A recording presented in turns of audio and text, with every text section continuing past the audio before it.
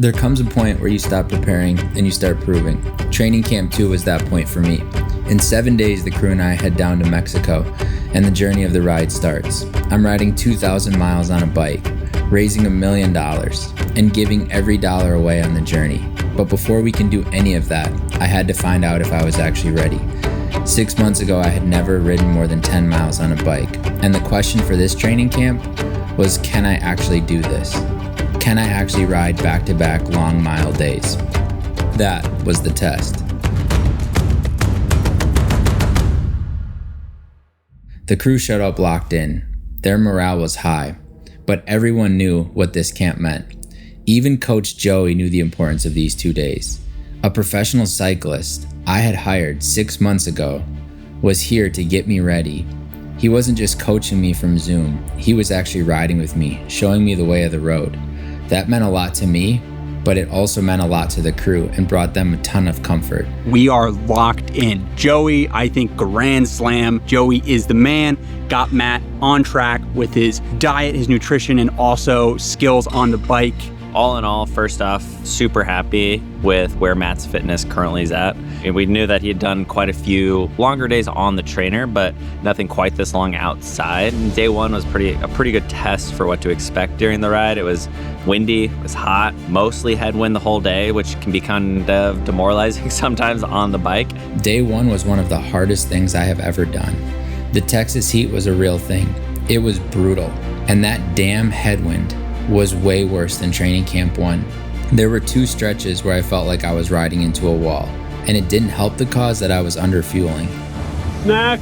No, I'm good. Good? We're almost done. Yeah. Are you good on everything? You want this? I'll take it. Thanks, man.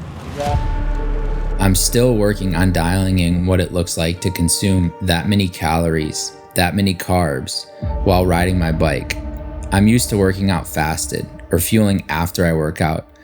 But when my body is burning that many calories, I have to be fueling it constantly. And if I don't, I will feel it. And feel it I did.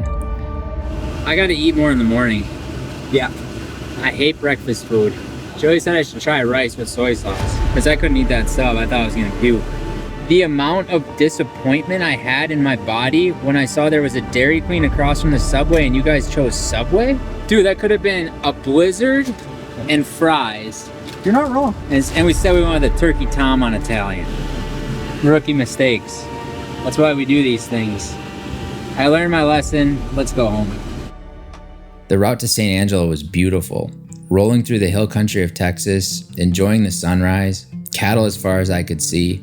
This is far more enjoyable than I thought. There's just something about being out in the middle of nowhere that puts everything into perspective. And I found so much joy stopping and just watching the cattle graze pastures on multiple occasions. One of my rules, when we see cows, we gotta stop. Training camp took us from Dripping Springs all the way out to San Angelo. We stopped at Laundry Love, a local laundromat focused on putting people first. And there we were able to provide impact to 2 incredible humans. One guy was a force for good in that community for many, many years. He's a diabetic and he's dealing with a serious foot issue. His medical bills are piling up, and on the day we were there, he found out his foot was going to be amputated. I can't describe what it felt like for us showing up for him on one of the worst days of his life. The other person we were able to help didn't even have enough money to start her dryer. We got to learn a little bit about her story, hear how she took in her niece at age 3, and helped care for that girl who's now 17, just trying to make ends meet. All we needed to do was bring that woman some hope. Wow, that's amazing. Does that help? That is way too. It's all this girl. It's all this girl. We're gonna give you an actual check too, but this is at least so you can hold something. This helps a lot. Okay. This helps everything. Thank you so much. That's what we're doing this for, right there. People like that. Day 2, we're mid-ride. Everything was going well, and all of a sudden the crew radios in, tells us to pull over. No idea why. Coach Joey and I both assumed that something's going wrong, but there is that old saying about what happens when you make assumptions. The crew had good news. A GoBundance member, a guy named Borko, had just donated $100,000 to the ride. Standing on the side of the road, sweaty, miles from anywhere, I truly didn't know what to say. Dude, really? That's amazing, man. That puts us almost at $500,000. That's incredible. Let's do another 100 miles today. Let's just keep going. Wow. That's amazing. That's nuts, dude. That's so cool. I said, thank you so much, man. You have no idea how much your support means. We were out here at the training camp 100 miles in and you made the day. More families like this to be impacted along the way, and I sent him a photo from last night.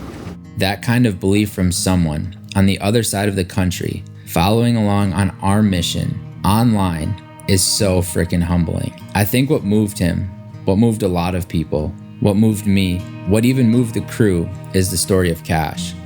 On March 13th, 2025, Cash, this sweet 1-year-old boy, crawled through a doggy door and fell into the backyard pool. The doctor told his parents, Megan and Matt Nelson, that he wouldn't live past 3 days. The Nelsons didn't have health insurance. The doctors told Matt and Megan that Cash wouldn't open his eyes. He did.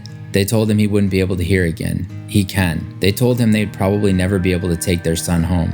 But yet, here they are, over a year later, back home with sweet Cash, who's getting better every day. I got to learn more about the Nelsons and the battle that they're having with their insurance company around getting Cash a better hospital bed. And now that he's back home, they really need the help. The one that the insurance company provided is giving Cash bed sores, and it doesn't operate in a way that helps the family get Cash in and out of bed, to go to therapy, or to go enjoy moments outside, or to move out of the bed into the couch.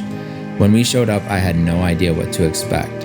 What I found was a family that hasn't lost hope, that had joy, that had gratitude for Cash still being here, still fighting every single day. I got to meet a family, see a 4-year-old brother Jax's room, and I got to spend time with Cash. With the help of the GoBundance members, the team and I were able to provide a high-end hospital bed for Cash. The Nelsons won't have to deal with the insurance battle anymore. They will have a bed delivered. They can have that bed for as long as they need it because it's theirs now. No more messing around with insurance. We were also able to cover their mortgage for 6 months and give them gift cards for groceries. And of course, we even hooked Jax up with some badass toys. We got him some monster trucks, some Spider-Man toys, even a cool mask. I didn't want him to feel left out. There was not a dry eye in their house. These are incredible people doing everything they can to support a young boy who is fighting like hell through battles way more serious than the headwinds we faced. That's who I'm riding for, people like the Nelsons.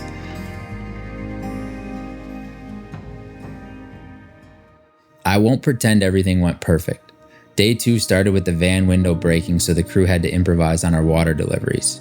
I tried to bunny hop at some point and completely wrecked my shin. Figured if Coach Joey could hop a dead raccoon at 17 miles an hour, I sure as hell could do it in a parking lot at 3 miles an hour. Turns out I was wrong. And day 2 ended with my shoe breaking and us calling it quits at 121 miles. Spun so hard. That's what happens when you put out almost 1,000 watts. You're lucky because I was literally just thinking about another race. I was literally preparing. You didn't, because you could have came out of your pedal. I would have fallen off. Yeah, you probably eat shit. You've never seen this happen before? Not break like that. I think the more important thing is, like, we have the absolute right team to do this. Yeah. From the GoBundance members riding with us, supporting along the way, from each and every one of you guys on the team. Joey's got me dialed in. You got the route. Logan, Jeff got the content. Mike's got the smiles and the cameras and everything else needed. Like, the most important thing was just going through 2 sets of camps, recognizing what we need, what we don't need, what to fuel, what not to fuel. And like, be prepared to go out there and make an impact, man. $1 million over the course of 13 days. That's our mission. Or more. Not more days, more money. I was like, Yeah. all right. That's like running back. We're going back to Mexico. Things broke, but that's what a test is for. We found out what needs fixing before we enter the arena. Somewhere between the hills and the headwinds, Coach Joey let me in on some big news. He won't be coaching me anymore. Instead, he's going to join us along for the entire journey. The guy who took someone who'd never gone more than 10 miles on a bike and got them ready for a 2,000-mile mission decided he wasn't done. That's pretty damn exciting. Not just for me, not just for the crew, but also for all the GoBundance members and people joining us at various points on the journey. We now have a guru riding along with us every mile and helping us with cycling. Being able to ride next to him today, we really focused on how to pace better into the wind, out of the wind. We're in a really good spot training-wise and excited to see where the fitness can continue to grow over the next few weeks. I think he's ready. crew chemistry inside the van, locked in. We're going over conspiracy theories, businesses, friendships, stories, and we're also listening to Harry Potter as a crew, because a crew who listens to Harry Potter stays together. Other than that, I could not be happier with this boot camp. Super excited to go into the ride. Guns blazing, ready to rock and roll. I'm super stoked. So did I pass the test? 151 miles day 1, 121 miles day 2, back to back, in the Texas heat, facing the headwinds and all the chaos in between. Meaningful give back to strangers who felt the impact of the ride. $100,000 donation, which puts us over the $475,000 mark so far. I'd say I passed. Yeah, I passed. The team passed. 1 week. In 1 week, we leave for the border. I'm ready.